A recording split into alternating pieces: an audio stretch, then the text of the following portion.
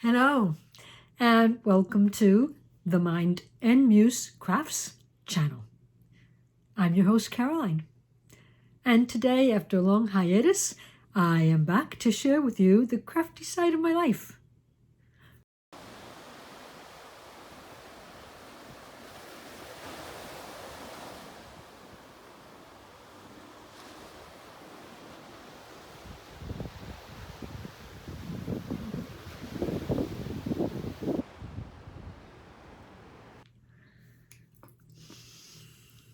So, hello to everyone who is coming and stopping by and wanting to have a little chit chat with me about what I have been up to.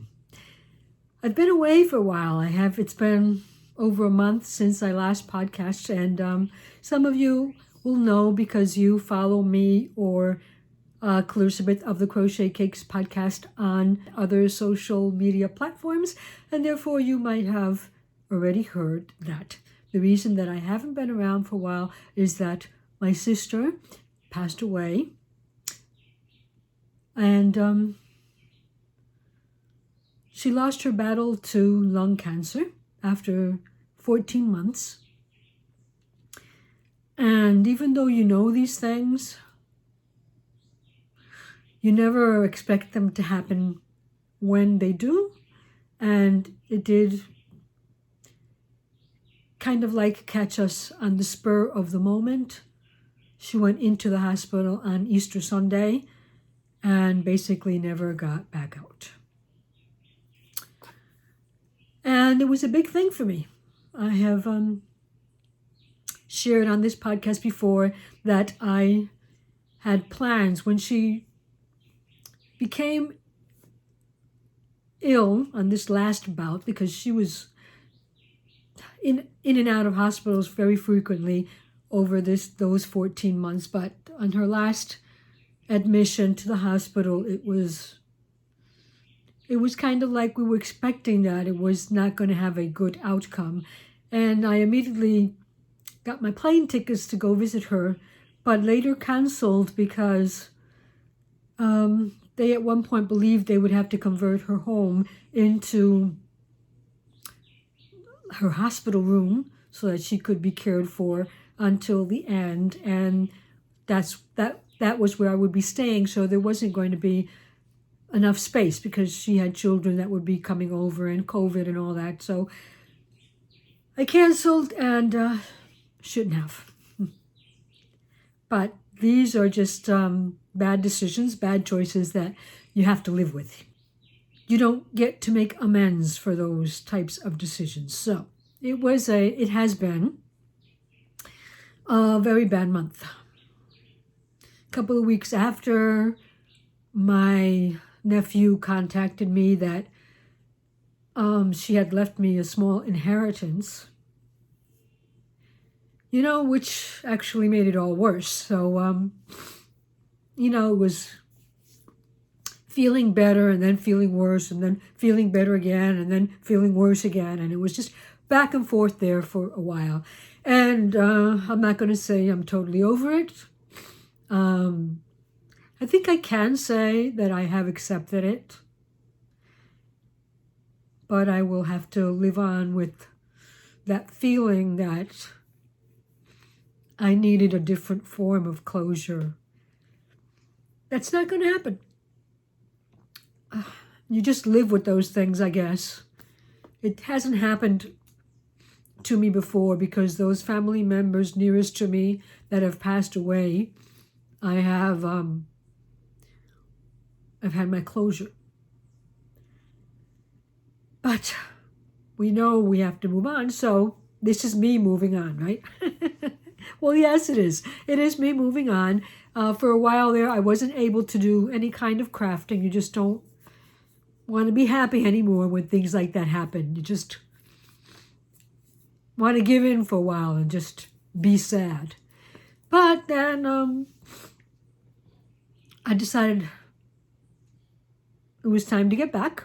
And so I've been a little bit busy. I think what brought me back most was the fact that Elizabeth was working on a new pattern, And she asked me to look over it, look over the instructions before she published it. And I decided, well, the best way that I can do to look over these instructions is if I make it, because I don't always have the ability to be able to read a pattern and see it in my head what it should look like. So it helps me when I pick up my hook and actually carry out the instructions to see if they work. So that's what I did. And you are seeing the result, what I am wearing today. This is the Flower Child crochet top by Elizabeth of Crochet Cakes. And I'll see. I'm going to stand up and see if it's a short top, so you don't need a lot of space to show it all, but I will see. And if it doesn't work out, we'll just cut it out, right? Oh, the glory of editing. So here's me standing up. Here's me standing up and giving you a look at the entire sweater.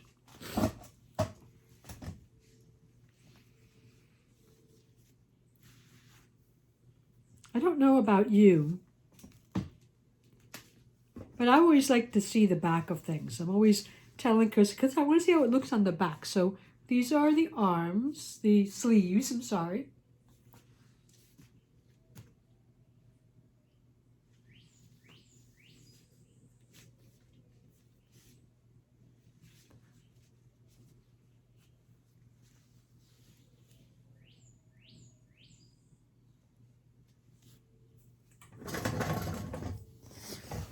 Okay, so I hope that was enough for you to appreciate what's been done here. She has used a stitch pattern that she has created several other patterns with, and down the middle, crochet, that's the nature of crochet, is to be an open stitch, so you can actually see through it a lot. So what I did for the middle pattern, and that's why I wanted to get a close-up, I think here you can still observe a little bit.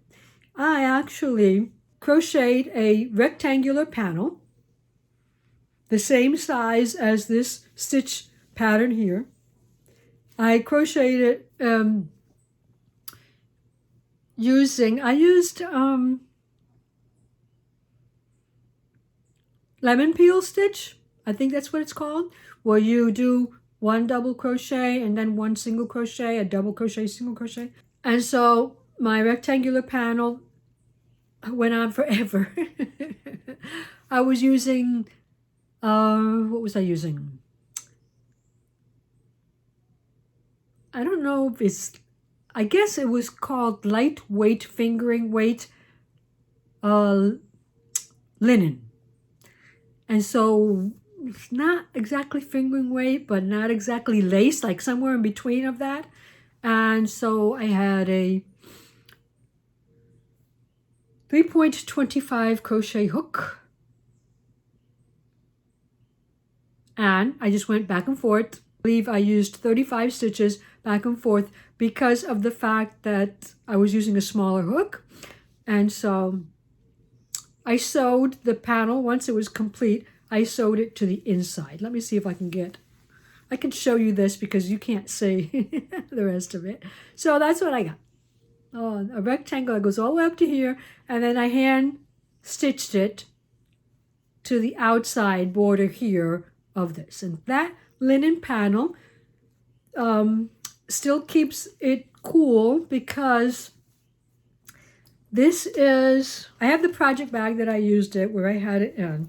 And so I was using Sarasota yarn. You've heard me talk about this because obviously I bought a lot of it in different colors. And so this has 100 grams, 314 yards, 314, so maybe we'll call it a DK.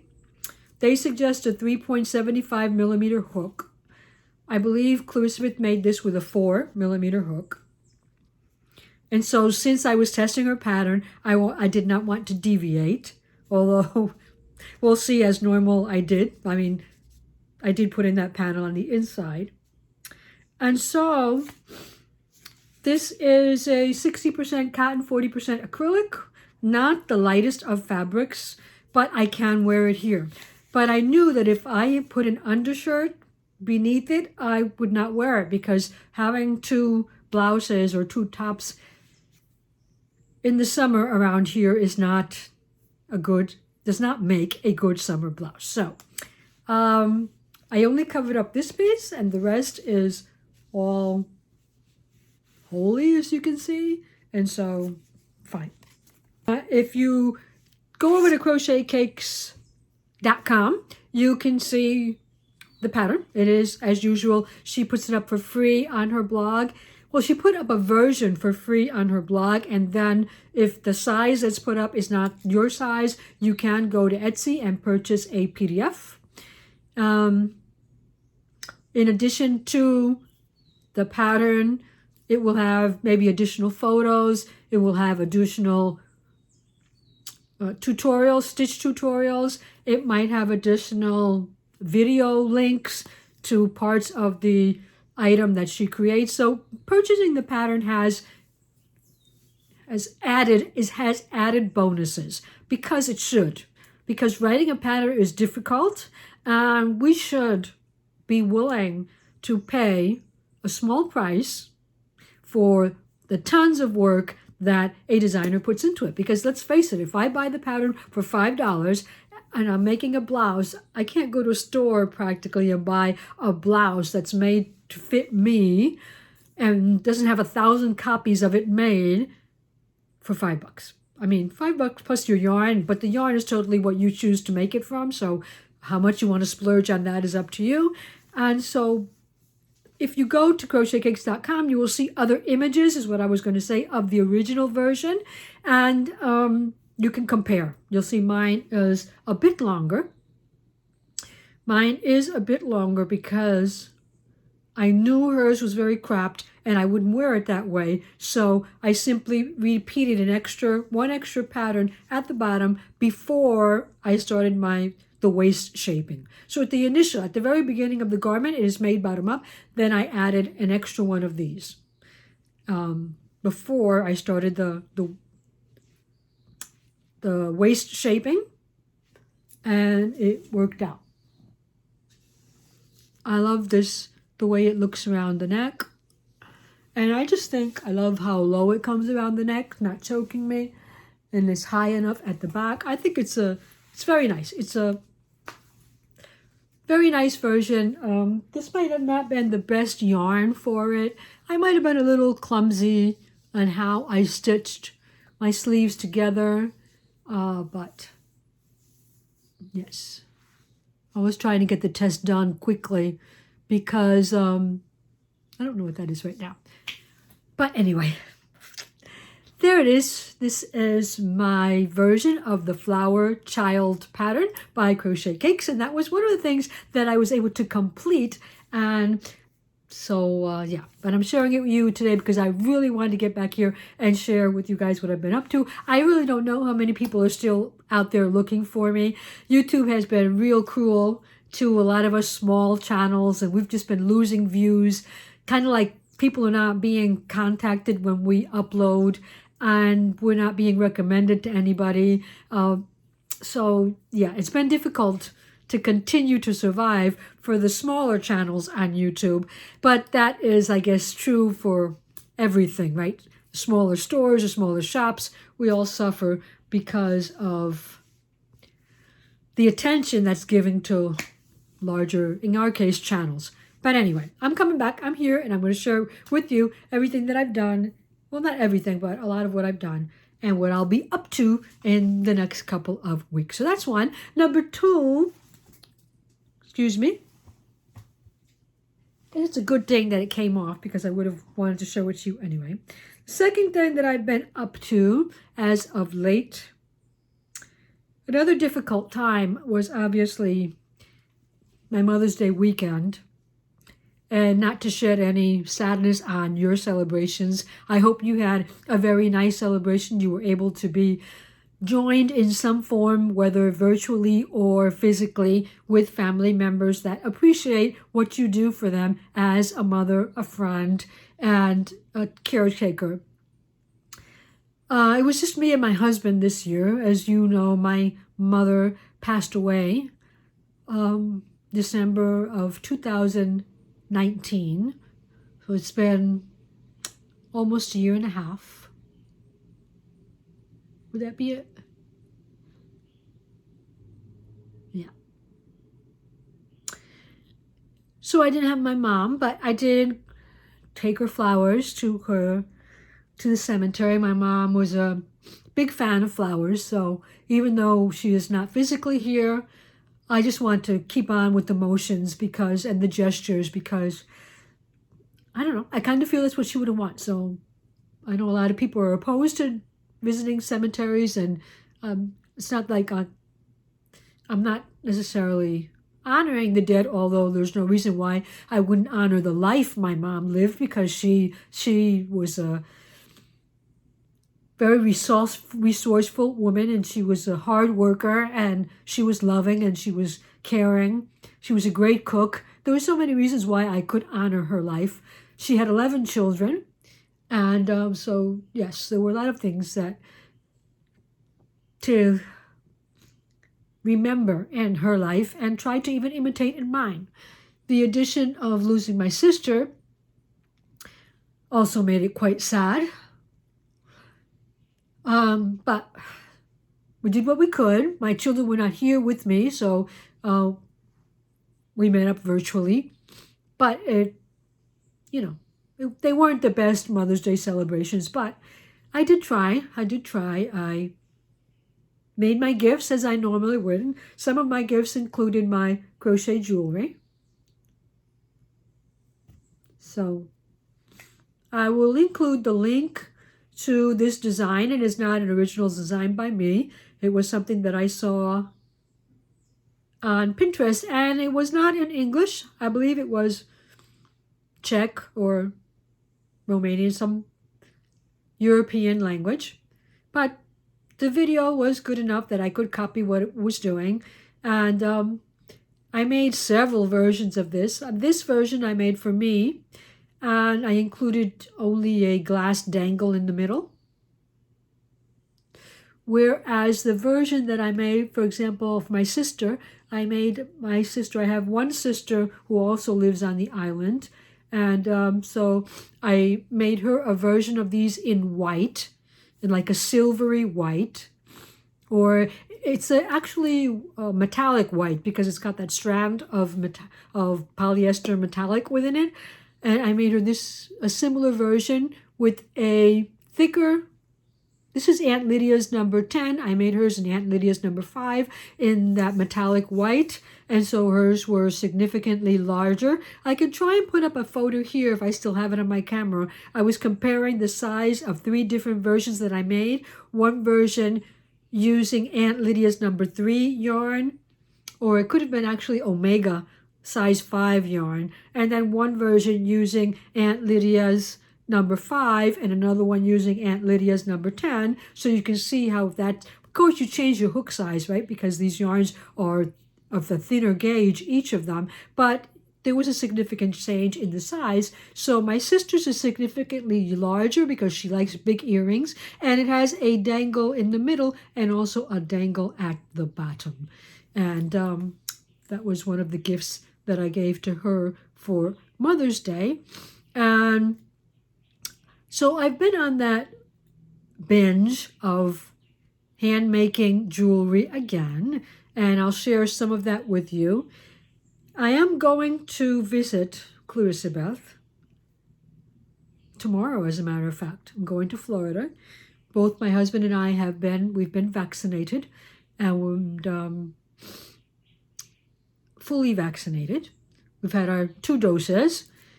And so we decided to use tickets that we had to cancel during the pandemic, and they gave us a credit to be used before a certain time, and so we needed to use those before June of this year. And so we're going to see Clarissa. My oldest daughter is also fully vaccinated, and she will also meet us there. We're going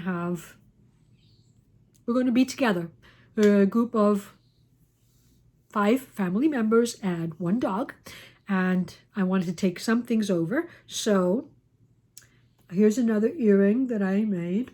Let's see.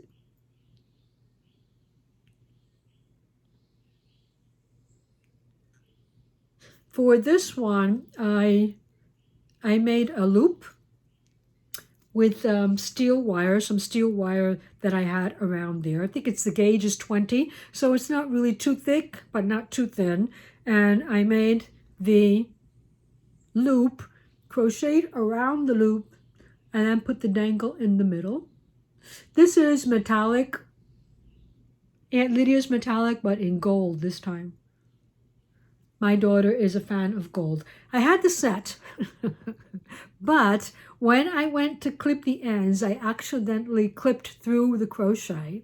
And in my aggravation, I decided just to rip it all back and do it again. So the second one needs to be remade before my trip tomorrow. So I'll be doing that later on. I also saw a video on making a puffed circle in the round, crocheting with the puff stitch in the round.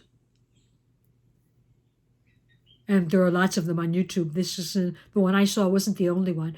But then I decided, well, I think I can make that into a set of earrings or a pendant. Now, this first version is made with 100% silk yarn in the color silver. And some people would actually wear that, but not me, but I could see somebody making that. It is a little bit heavy right now because what I did was after I made the circle, I crocheted the circle to a ring. I believe it's a 2-inch ring because my circle is about 1.5. It's a 2-inch ring and the circle is a bit smaller, and then I glued the pearl in the middle. And what I'm missing is to dangle it. I might just put a hoop there so that the person could put whatever type of neck fixture that they would like. Chain or a silk cord or whatever. I'll probably do that. And since it's heavy enough, it's good because it actually stays down and you can wear it at whatever height you would like. Found that very pretty.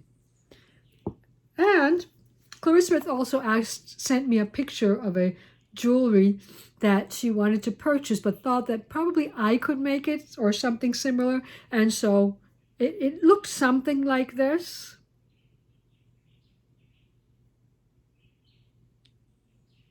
Here we go.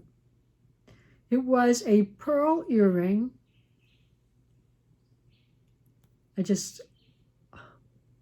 My pulse isn't good enough to kind of like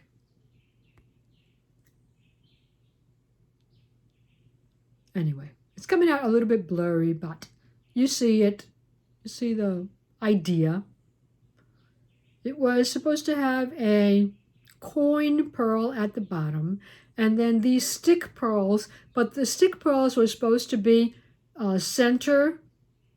We're supposed to have a hole in the center. But the only ones that I had were drilled not at the top, not at really close to it, but they were trying to get top drilled here. So it does not look exactly like the one that she wanted me to imitate, but I told her that I would only make it with whatever I had because I didn't want to invest in anything. So yeah, if I were to make them separately, I believe it might have been maybe $30 just to make them. But so there's my version. I don't think that's too bad. That is not the one, that was a different attempt. My first attempt, the one that I'm going to take to Coach, looks a little bit different, but I'll leave that in case she wants to share that with you because it's all packed away, right? You can see that this looks very similar to the way it's always looked when I try and chat for a while with you guys here, but that way, it's a mess because I'm trying to pack for the trip tomorrow. That's some of the things that I've been working on in terms of my jewelry that you know that I am a big fan of. And so I'll also tell you that, speaking of, what should I do? Finished? I guess I'll talk about this. I don't believe that you have seen that before, and honestly, I didn't have time to look back at the last video where I was talking to you, so I'm not sure if I mentioned it. I might have. I have recently been a fan of Toby Time Crochet and her political figures. She makes a lot of amigurumi, and specifically she has political figures, but she also has figures that are just famous, but not necessarily political. And she doesn't make a lot. She doesn't always write up the pattern either. Sometimes she just makes one or two. She'll keep one, or she'll send it to the person that it has been made to resemble, right? For example, if you don't remember, she made the pattern for the Bernie Sanders amigurumi, that doll that I created for my daughter. And she's done things like that. She did Biden, the President Biden currently. And her latest pattern was Ruth Bader Ginsburg. And Ruth Bader Ginsburg was recently passed away at the age of 87, but she was a Supreme Court judge. She died of cancer also, if you didn't know, so pancreatic cancer at the age of 87. And I can just read something to you about hers, in case you don't know, so I don't have to memorize it. She was appointed in 1993 by President Clinton, and in recent years served as the most senior member of the court's liberal wing, consistently delivering progressive votes on the most divisive social issues of the day, including abortion rights, same-sex marriage, voting rights, immigration, healthcare, and affirmative action. Now, I'm sure not all of us are going to be in agreement as to whether we agree with her political views. She was considered a very influential person in U.S. politics, so therefore it was a very sad moment when people were notified of her passing. And so, yes, that is the latest pattern that Toby of Toby Time Crochet published recently. And so I purchased it, I would have to say almost immediately. I think as soon as she put it out. I must have been one of the first ones. Maybe, I don't know. She might have put it up at 12 o'clock and I bought it at 6 o'clock in the morning. But anyway, I can show you the pattern that I'm talking about. Here's the pattern. And that's the one that I was working on for my daughter again. She is finished because I need to go to make my trip tomorrow. And so I had to kind of rush with her. She's not perfect. I would do so many things differently if I were to do her again, because there's so much to learn every time you make one of Toby's dolls. And so I don't plan on making another one, but I do appreciate the many things that I learned with this. And can you see I put on fake eyelashes? Toby embroidered hers.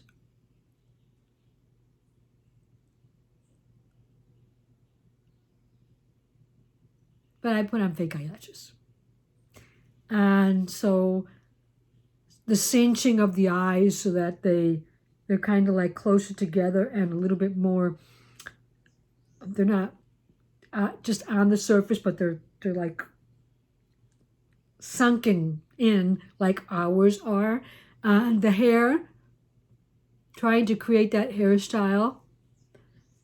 I didn't know at the time that Toby had put up a video on her Instagram channel on how to make this hair. And I just tried to wing it using the instructions that were in the pattern. And this morning I found the video and I watched it. I says, oh, I would have done this so much better if I had seen it before. But it's okay. I also find that her bun is off-centered, but I believe that happens a lot when when we comb our hair. So I'm okay with that. And then this little, can you see the scrunchie? I don't know.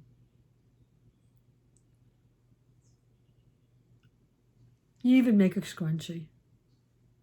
And I loved her lips because she shows you how to like make that separation with a very thin piece of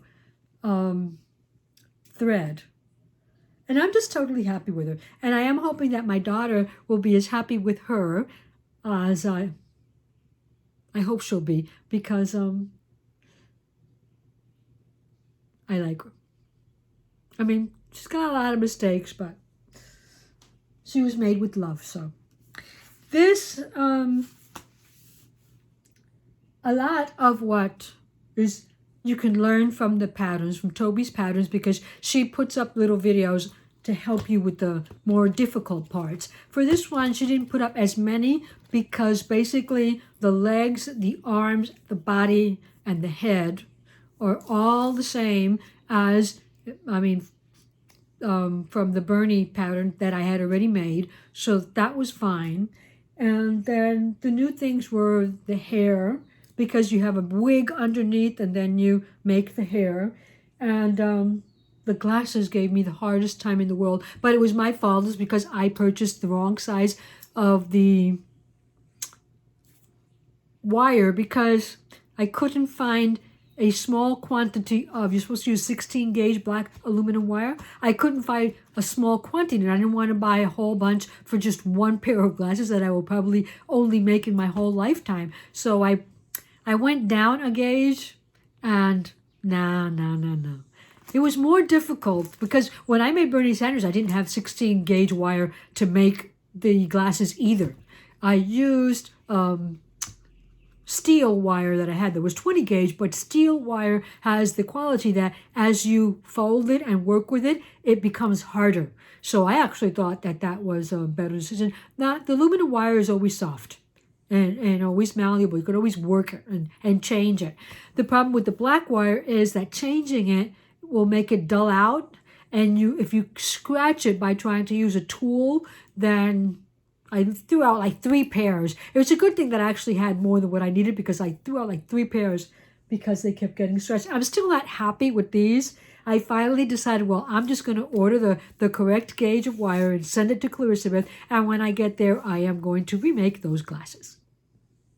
I also want to remake the lace, because I only had Aunt Lydia's size 3 in pure white, and so the lace is not as lacy as it should be. But I'm also planning on doing that once I get over. Maybe if I have time, I'll do it here. Or maybe my neighbor will have some. And if not, I'll just do it when I get to Clarissa's house.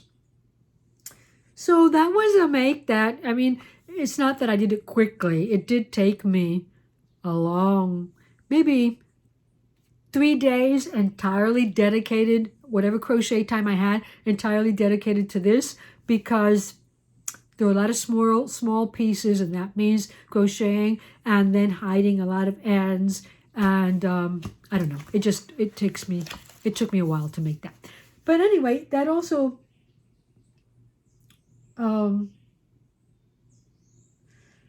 taught me a lot of things that I'm happy about. And also I have ideas to continue in this direction of making dolls that resemble people in the real world, or who were in the real world. I like that. In terms of things that I am still working on, well, everything that I was working on before, I didn't finish Elizabeth's socks. I have no idea where I was the last time or the time before that. I'm pretty sure I haven't advanced much on my garita wall art. I did finally reach. No, I haven't. Or maybe.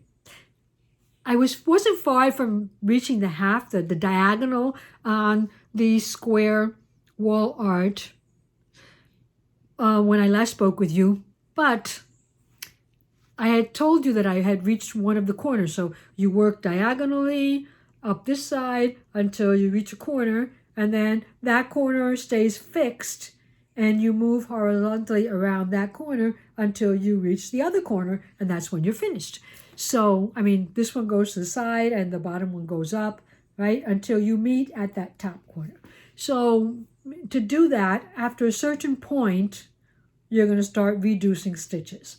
I haven't gotten to that. I'm still at the same amount of stitches. But the thing was that after I had done the rows that I was missing to reach the diagonal, plus the rows, 8 or 9 rows of the corner, the first corner, I realized that I was creating the wrong corner and that the stitches were not correct. I wasn't getting the correct stitch counts for each of my colors because I had worked the wrong side.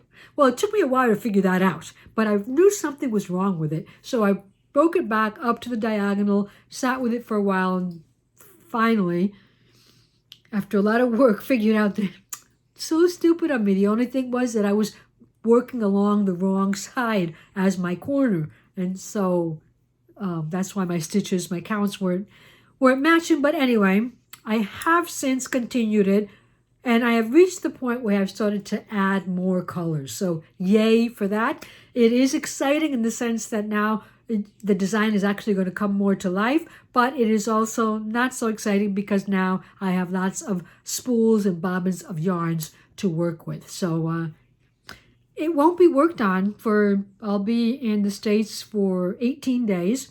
So no, I can't take that. It's too big a project and it won't be worked on.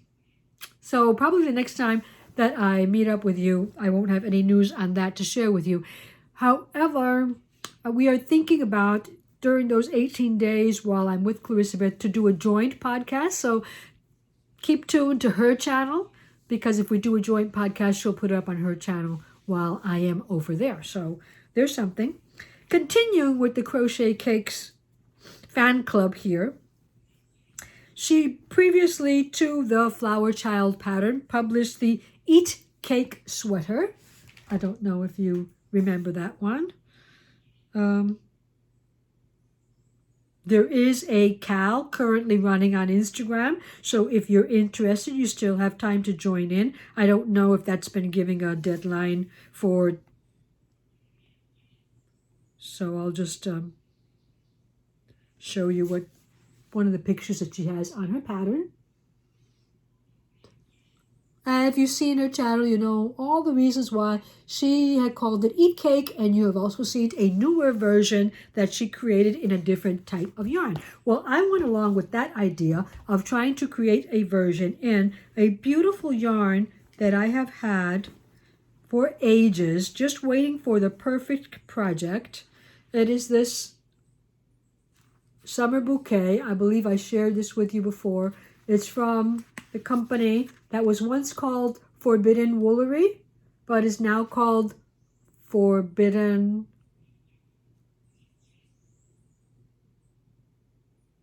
I don't know. I don't know. I don't know. It's still Forbidden, but they changed the name to Company. And, well, this was purchased a long time ago. I don't even know if she still makes that. This is a cotton linen blend. What is this? 60% cotton, 40% linen, 336 yards. So very similar to this, but since they're different makes, they're not so similar. If you touch this yarn and you touch this one, it's not nowhere near the same. But since she did her second version, which was also in blends two different types of yarn, but they had cotton and linen in them. And one of the yarns had other things, but it was basically something similar to this, and it worked for her. So then I decided to make it for myself. Up to now, this is a crochet pattern done using the modular crochet technique. And so it's got 8, I believe it's 8 rectangles. 1, 2, 3, 4. I don't know. Yeah, well, 1, 2, 3, 4, 5, 6, and then the sleeves. So there would be 8 rectangles, and it's sewn together. It's pieced together.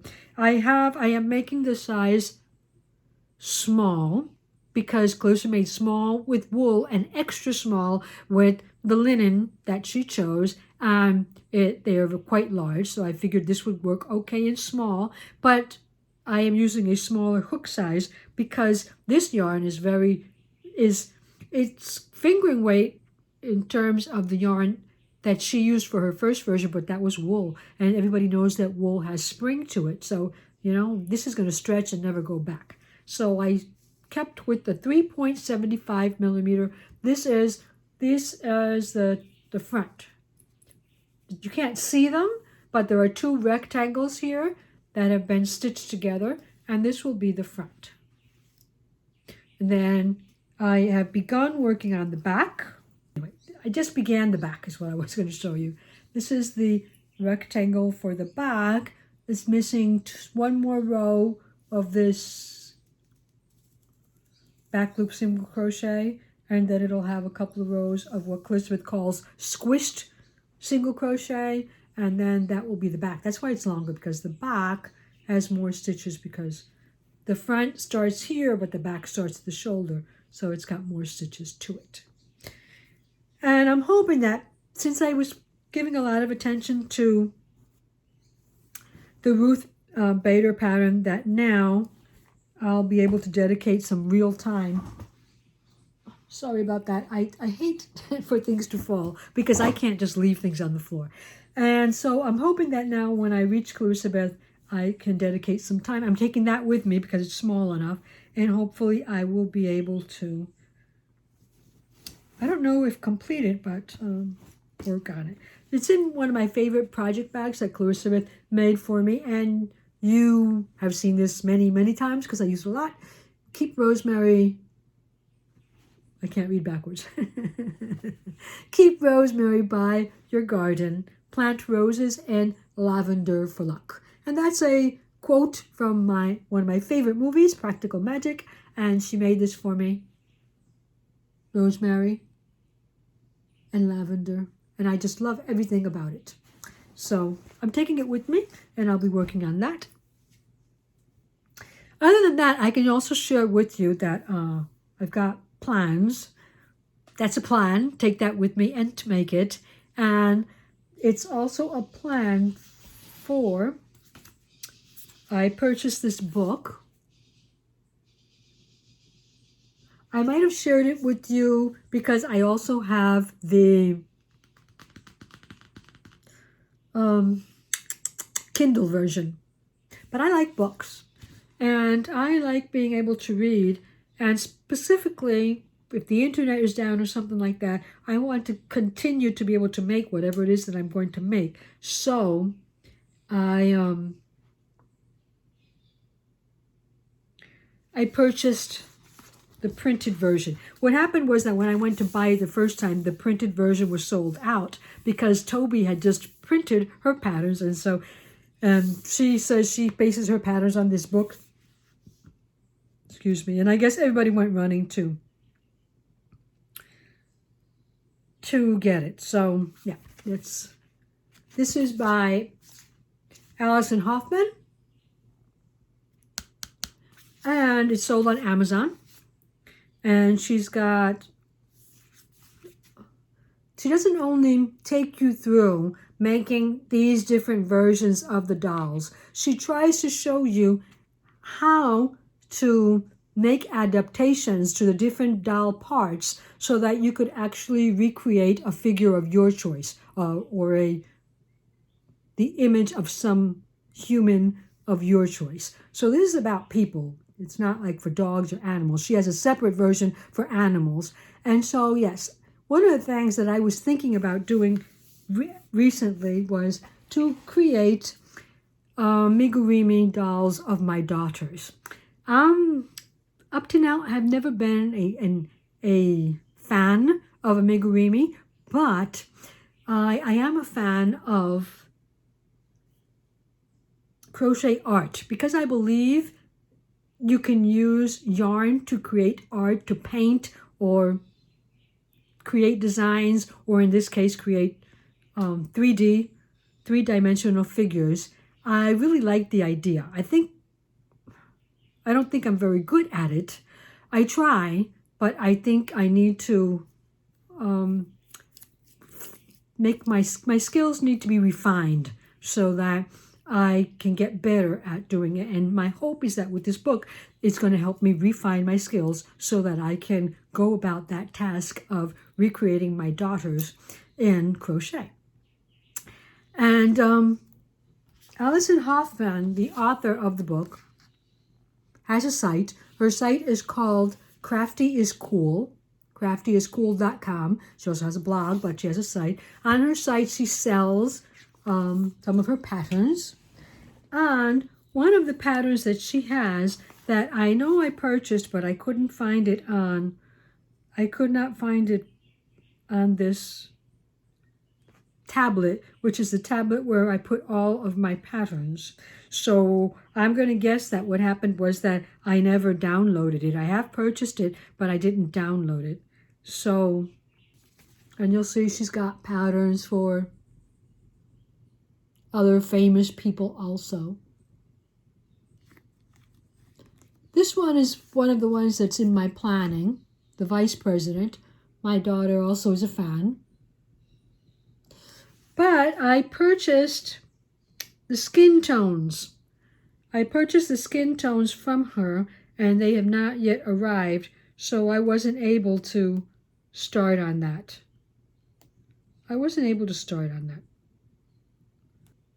She had this one, which is the Curvy Girl amigurumi set.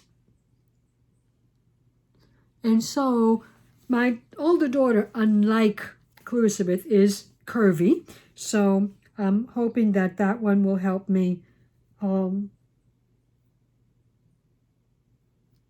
with her. As a matter of fact, that middle doll there has a slight resemblance to me.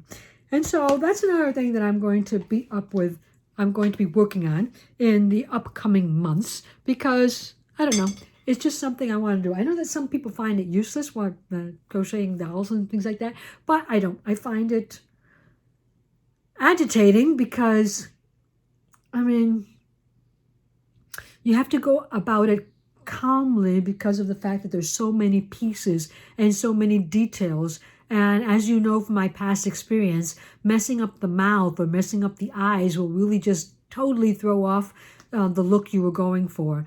But I'm hoping that with practice, I can get better at it. And that's just something that I want to do. So there's that.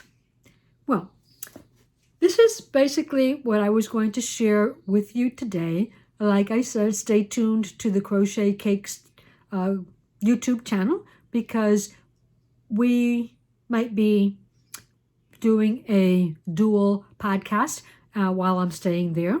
There's a lot going to be happening. My daughter, as I told you, my older daughter is going down, and I'm going to split my visit between visiting her and visiting my son, who lives in New Hampshire, because I was recently told that I'm going to be a grandmother, because they're going to have a child coming up, let's say, I believe November or something like that. So yes, I want to share those events of my children's lives with them.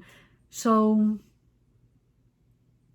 yes, that's basically what I'm going to be doing for the next couple of weeks. So I won't be back on here in 2 weeks like I normally have been in the past, but I might be on the Crochet Cakes channel, so check that one out. And in the meantime, do all that you can to keep yourself safe.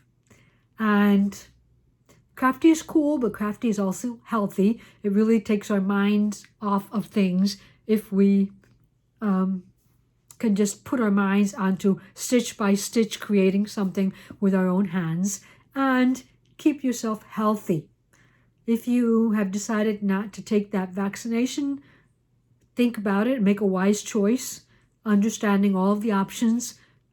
Read, listen to a lot of people. I know there are a lot of different versions. There are a lot of different ideas, and sometimes the CDC will say one thing one day and one thing the next. And, information is changing. When you don't understand 100% a disease or an illness, that happens. So just keep up to date on it, and keep track of the new things that we are learning on a day-to-day basis, and make wise choices about your health.